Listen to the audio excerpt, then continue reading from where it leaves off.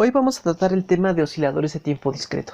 ¿Qué es un oscilador? Vamos a concebirlo como un sistema o una secuencia que nos permite generar señales periódicas en el tiempo. Usualmente estas señales son tipo sinusoidal, pero no se limita a ellas.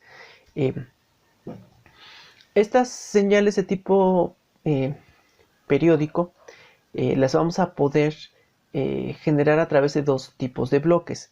El primero es utilizando un método llamado el método de búsqueda, donde caracterizamos previamente la señal, la ponemos en una tabla y la reproducimos. Y otro a través de sistemas de tiempo discreto que tengan resonancia sostenida. La generación por tabla, como mencionamos, entonces consiste en almacenar por lo menos un periodo de esta señal, la cual se va a reproducir indefinidamente. Entonces, por lo menos con n muestras vamos a poder realizar esta generación, sin importar en realidad la naturaleza espectral de la señal. Lo mismo podemos hacer con esta serie de muestras, una señal puramente sinusoidal, como una señal periódica que oscile, por ejemplo, una señal rectángulo, una señal triangular, una señal diente de sierra, en fin. El detalle aquí es que dependiendo del periodo fundamental requerimos n muestras. Para señales rápidas, pues simplemente bastarán unas 2, 3, 4 o 5 muestras. En cambio, para una señal con un periodo lento, vamos a requerir muchas más. Por ejemplo, si fuera un centésimo del periodo fundamental, entonces requerimos 100 muestras para realizar esta señal. Entonces, conlleva ventajas, pero también conlleva ciertas desventajas. Vamos a ver un pequeño ejemplo. Tenemos la señal x de n igual a 0 de 2 pi por n sobre 8. Entonces, si vamos a hacer la generación por tabla de esta señal, vamos a utilizar la evaluación para n igual de 0 hasta 7, que es el periodo fundamental de esta señal. Y entonces obtenemos estos valores. Estos serían los valores que vamos a almacenar dentro de nuestro sistema. Y entonces, bajo un bucle infinito, los ponemos a leer, la exportamos esta, hasta terminar y luego otra vez. Y lo hacemos de forma indefinida. Ahora bien, otra manera es a través de los sistemas resonantes. Requerimos que en este caso sea una oscilación sostenida.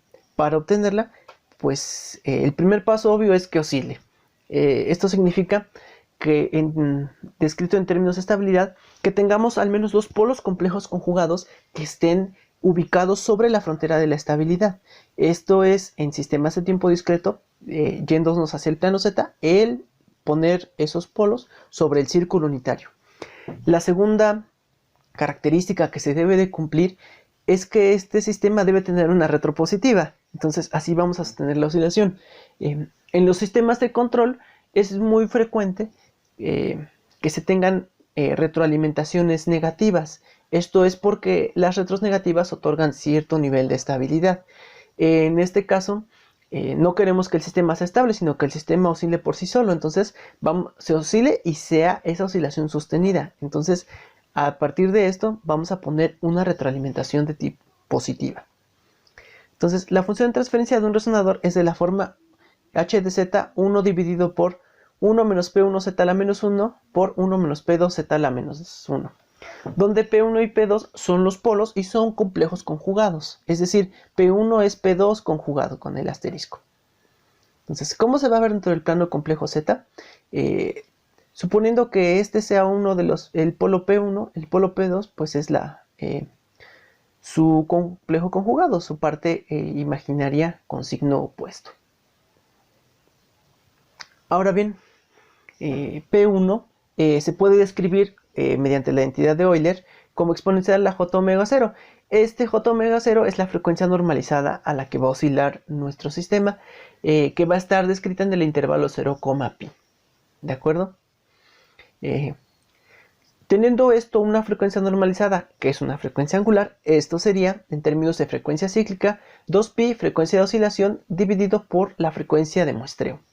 Entonces, desarrollando h de z, nos queda 1 sobre 1 menos más a1z a la menos 1 más a2z a la menos 2. Entonces, a1, a partir de esta identidad evaluada, vamos a poderlo obtener como menos 2 coseno de omega 0 y a2 va a ser 1. Ahora bien, este sistema, calculando su transformada z inversa, nos queda la respuesta al impulso de este sistema. Entonces, técnicamente, esta respuesta al impulso debe de ser una respuesta de tipo sinusoidal, la cual obtenemos bajo la siguiente ecuación: B0 dividido por seno de omega 0 multiplicado por seno de n más 1 omega 0 escalón unitario. Ahora bien, siendo B0 igual a seno de omega 0, esto lo hacemos para que el término que está multiplicando se vuelva 1. Entonces, h de n, la respuesta al impulso, nos quedaría seno de n más 1 omega 0 por el escalón. Ahora bien, calculamos esta respuesta al impulso y es una respuesta de tipo sinusoidal. Entonces, para preservar esta salida, vamos a hacer coincidir la entrada como un impulso. Entonces, vamos a alimentar con la delta de Kronecker, es decir, la delta en tiempo discreto. Y entonces, poniendo solamente el valor de 1 en la primera muestra y después poniéndolo 0, el sistema solito va a oscilar. Entonces, llega esa perturbación y al llegarla, el sistema se vuelve de forma sinusoidal y la retropositiva hace que por sí solo oscile. Entonces, básicamente va a bastar con esa pequeña muestra. ¿De acuerdo? Entonces, la salida del sistema, ya igualando con la respuesta al impulso, es y de n igual a b0 x de n menos a1 y de n menos 1 menos a2 y de n menos 2. Entonces, para preservar esa oscilación debemos requerir ciertas condiciones iniciales. Las condiciones iniciales para esto van a ser y de menos 2 igual a 0 y y de menos 1 igual a menos a seno de omega 0. Siendo a la amplitud de la señal sinusoidal que se va a generar. Entonces, bajo esta condición inicial, particularmente la y de menos 1, es con la que vamos a controlar cuál es la amplitud de la señal que se está generando. Entonces, esta condición es importante tener en consideración cuál es el nivel que se va a tener. Entonces, las condiciones iniciales, pensando en un sistema de tiempo discreto, es donde se van a almacenar aquí y aquí. Y entonces cuando el sistema arranque, aquí es donde vamos a alimentar con una delta. Y entonces estos coeficientes B0, A1 y A2 ya los conocemos. Esos son los que vamos a colocar. Entonces, como se fijan, es un sistema de tipo recursivo. Este sistema recursivo se puede llamar así porque tenemos muestras atrasadas de la señal de salida. Esta es la retroalimentación positiva que estábamos comentando. Ahora bien, entonces estos coeficientes A1, A2 y B0 son conocidos, ya los describimos la manera en cómo se van a calcular. Y entonces aquí, aquí entra y de n y entonces aquí es y de n menos 1 y aquí es y de n menos 2. Entonces en estos espacios es donde vamos a poner las condiciones iniciales del sistema. Y estos valores son conocidos. Y dependiendo del valor que vamos a evaluar es lo que va a suceder. Por ejemplo, si tenemos señales de tipo periódico, podemos poner estos sistemas, uno para la frecuencia fundamental y todos los necesarios para generar cierto nivel de armónicos. Y entonces con eso podemos generar esta señal. Si se fijan, lo único que tenemos que almacenar son 2 muestras de la señal de salida. No tenemos que almacenar muestras de la entrada. Entonces, solamente con 3 localidades de memoria es como vamos a poder describir este sistema. Por ejemplo, para una señal sinusoidal de una frecuencia muy muy lenta, esto es mucho más sencillo que implementar a través de muestras, aunque nada más las leamos, porque ahí requerimos una cantidad mucho mayor de memoria para almacenar.